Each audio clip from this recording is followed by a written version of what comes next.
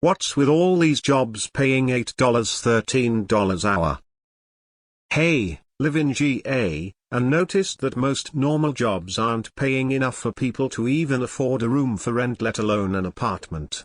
Why are all these jobs, even at full-time, not paying what's needed to survive?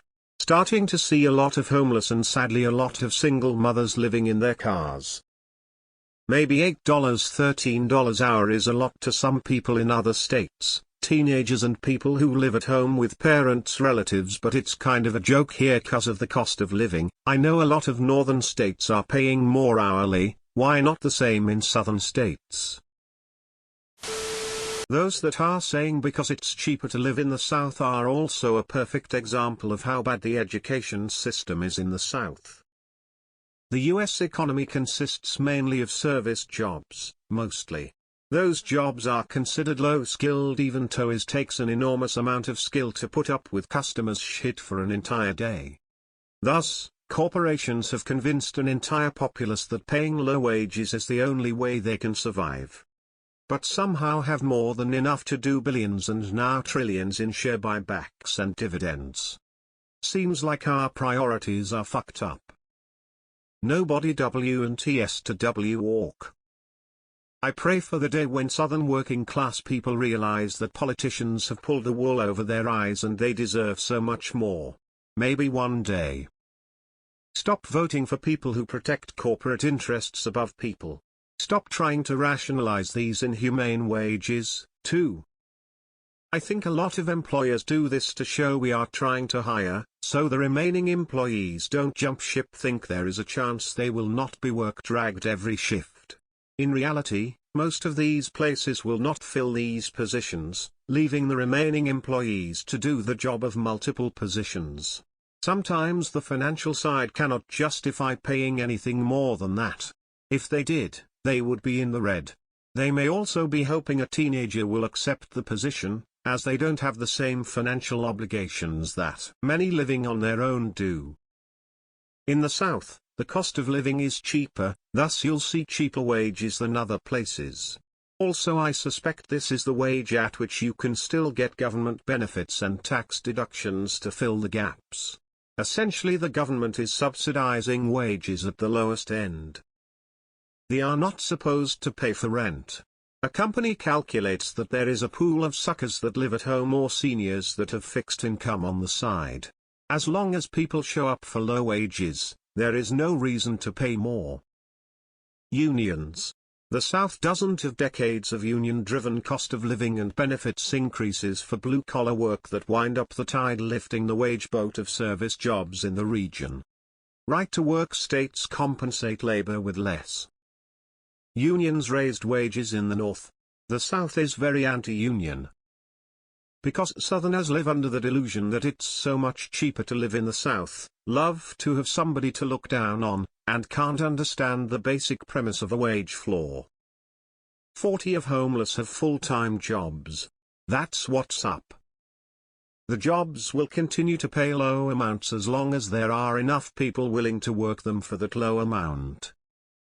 Well, there was an attempt to raise the minimum wage to something reasonable to live on, and that got shot down pretty fucking quick by the GOP, who got cheered on by the very people it would have benefited. It's kind of amazing in a way the brain swash they've achieved works so flawlessly. Exactly why I left. The South is this weird area where they expect you to work to death for hardly enough to buy a cheeseburger. The biggest problem is that inflation in all areas is rising faster than the wages provided. Many people think I make little where I am, but I make about 20 more than I need for all bills every month. Yes, it isn't much, but this is also a starter job, basically. Everybody is always focused on a minimum wage instead of a living wage. If you work 40 hours a week, it should be minimum matching what it takes to live in the area. In NYC now, if you take a scroll through Indeed, virtually every non-professional attorney, accountant, engineer, etc. job pays $15.22 hours, which is also pretty much poverty wages in a city where a Burger King meal costs $13 and an apartment is $3,000 mo minimum. It feels like everyone is really being squeezed right now by stagnant wages and astronomical inflation. If only we could figure out why. Skit billionaire dressed like the Monopoly man angrily yelling out, "Yeah, we need to find the person responsible." While northern states pay higher, the cost of living is also higher, so it's effectively an equivalent amount of money. People are paid based on the highest amount a business is willing to pay, and not on what people want to be paid. Businesses have all the power while workers have none at all. As you pointed out, there's a lot of homeless people. They can either accept a job paying $8 an hour or starve to death. Because that's not a valid choice except for the suicidal like me, they have no choice but to accept whatever a business is willing to pay them. Capitalism in a nutshell. You can't raise wages for your workers and purchase that additional baby yacht that would complement your current yacht quite nicely while also being able to purchase that nice chateau in the south of France even though you already own several of them. Because Republicans obviously. This is not a livable wage almost anywhere in the country. The problem is that the federal minimum wage has not changed since 2009. Many states have taken it upon themselves to do something to correct this, but not all. Even at $15 an hour at the higher end, even for those states, it is difficult in metropolitan areas to meet basic living expenses. Sonic fast food restaurant has a little help wanted sign up on the marquee. Now hiring, up to $10 an hour. Translation of: you'll start below $10 an hour and it would be a long time before you even hit the $10 spot. What's with all these jobs paying $8.13 an hour? I live in GA. There's your answer. In my opinion, it's because many of the good jobs were sent overseas years ago while the profits gained from same have only enriched the few. Now the many are stuck. Dunno what's next, but it doesn't seem promising at the moment. In Texas, several convenience stores shut down on the regular because no one wants to work there. Starting $11 for a clerk and $13 for assistant manager at 7-Eleven. Others ones start less. In my area, McDonald's hiring $12.50 to start, no experience. No responsibility and to fuck off all day for $12.50 to start or risk fines, jail or risk of robbery for $11-13. No brainer. They'd rather close stores than pay better wages.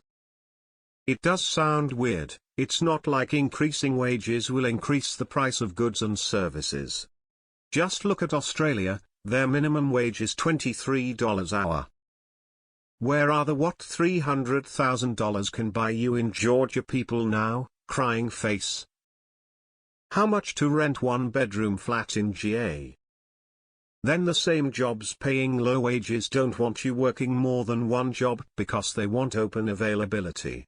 They won't give you benefits or a full-time position either. No Bodiwa NTS to W or Kanimari, no, people just can't afford to waste time at jobs that don't offer enough for them to pay their bills after 40 hours. This is why we need a higher federal minimum wage. People in states with higher minimum wages can't live off that shit either. Supply and demand. $8.13 hours, must have 3-4 years experience. Masters or PhD required. Because people are willing to work for those amounts. Everything pays $20 to $25 an hour here in Madison, Wisconsin. Jobs pay what the labor market dictates. If the supply of workers willing to make $10 an hour is equal to the demand for workers at $10, then nothing will change.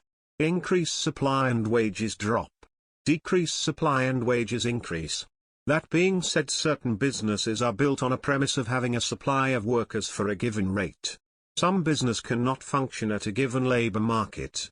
Things take a while to adjust based on people's irrational belief that the labor market shortages are transitory. Modern-day slavery. Move. That's not a job, that's indentured servitude. And this is why you see many people switch to gig work, gig apps. You'll make more usually than most jobs pay. Plus you get to keep more of your money. I have a political theory on the matter. Because there are no unions left in the South.